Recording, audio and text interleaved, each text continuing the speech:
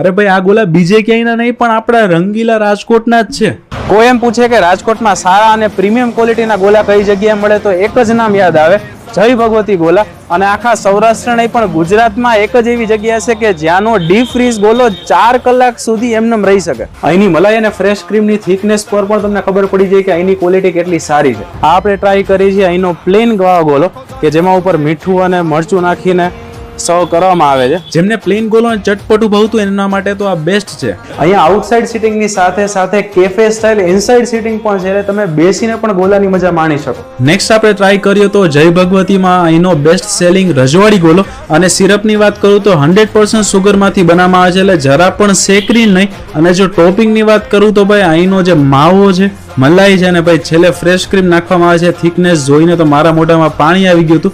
અને પછી છેલ્લે ઘીમાં રોસ્ટ કરેલા અહીંયા ડ્રાય ફ્રૂટ્સ નાખવામાં આવે છે, એટલે ગોલો થઈ જાય ફૂલ્લી ઓવર.